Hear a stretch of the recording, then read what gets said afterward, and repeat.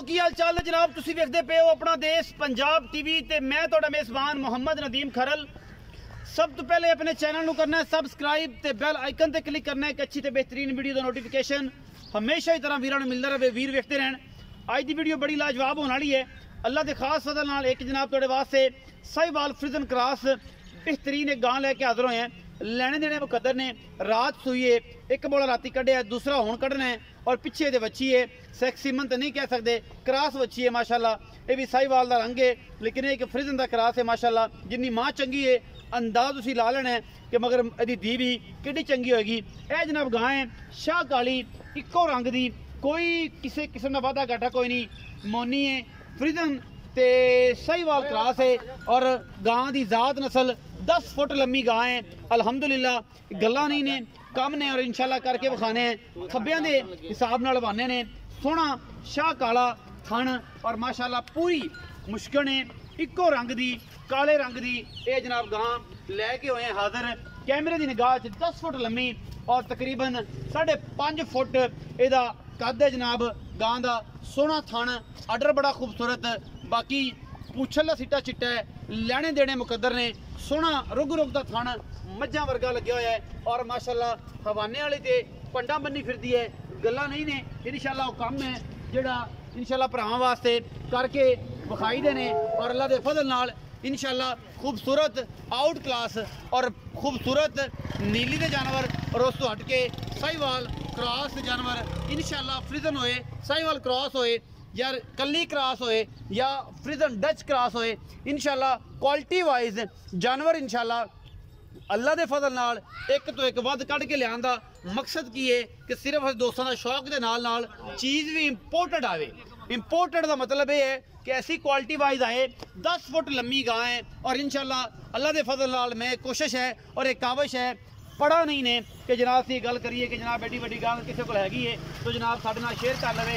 इसे जोबन च इसे जवानी च इन्नी हाइट होवे, बरीक भी इन्नी होवे, लंबाई भी गां की इन्नी होवे।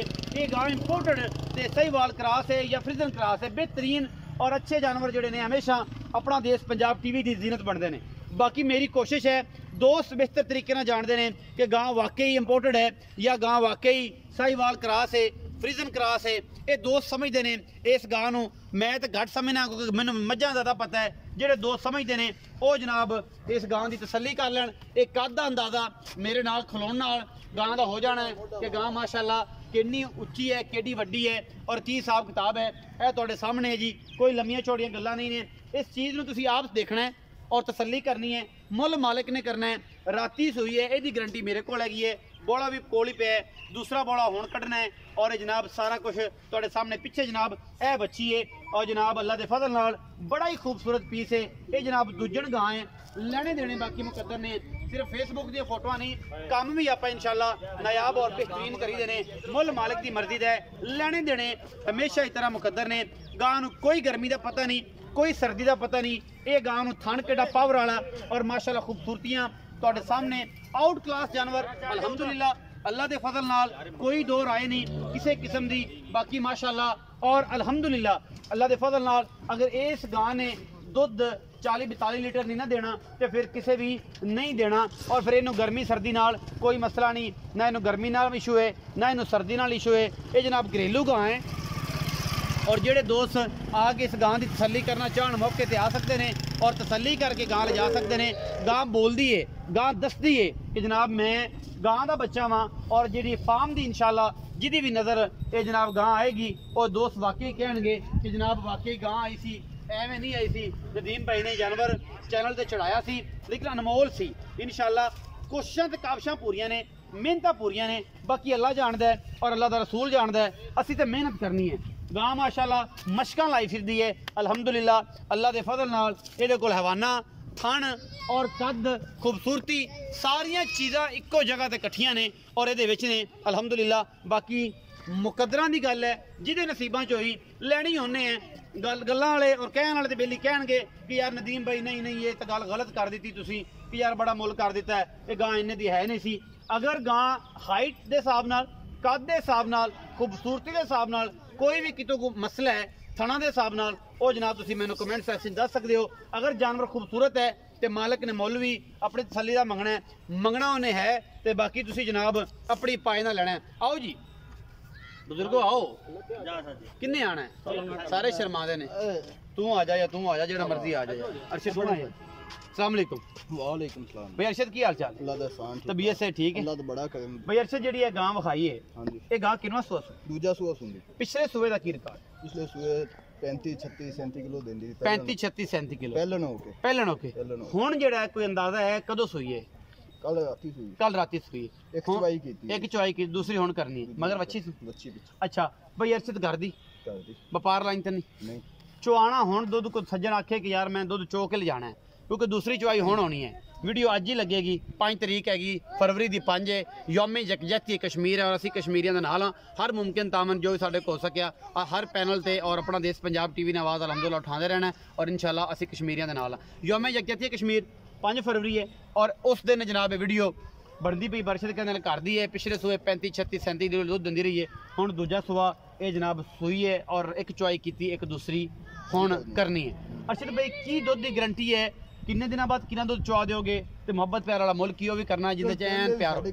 पिछला सूआ इस घरे कीता इंदा 35 36 37 लीटर तक गई। हुण दूजा सूआ सुंदी भी वधी अगे नालों। हुण कोई भैन भरा 40 किलो दूध ਅਸੀਂ ਚਵਾਵਾਂਗੇ। 40 किलो चो 40 किलो दूध चवावांगे। 3 टाइम दी चुआई 2 टाइम? 2 टाइम दी। 2 टाइम दी चुआई। 3 टाइम भी चोलो 3 टाइम 2 टाइम मर्जी चलो ना तो नहीं करनी। ना नहीं करनी क्योंकि ये वो गल ही नहीं है किहड़ी इंपोर्टेड है। ये क्रॉस दे विच एडियां वड्डियां गावां क्रॉस एडियां वड्डियां गावां क्रॉस से बहुत घट जमदियां ने, कदे जमदियां। अच्छा भाई अरशद मोहब्बत प्यार वाला मुल्क, प्यार वाला मुल्क करना है। लम्मियां चीकां नहीं चिकनियां कि बंदे मैनू गालां कड्डण दे नाल तैनूं भी कड्डण। 8 लाख दी गां ना ना अरशद ते फिर ना बेचण वाली गल। मेरी गां च की हो, गां तेरी चंगी है, मुल्लो कर इलाका फिर ने एडी गां किते खड़ी दा गां नहीं होएगी। प्यार ना मुल्क करके बंदे मुल लान। 7 लाख 80 हज़ार। फिर वही गल 7 लाख 80 हज़ार। मैं ना कोई प्यार कर ए प्यार कर। मेरी गां खसमा 45 50 किलो दूध ना दे तो मैं देने दा। तुस मेरे नाल बयान ना खाओ तो 10 दिनां बाद जे तुहानू 40 किलो चवा देआं मुड़ ठीक है।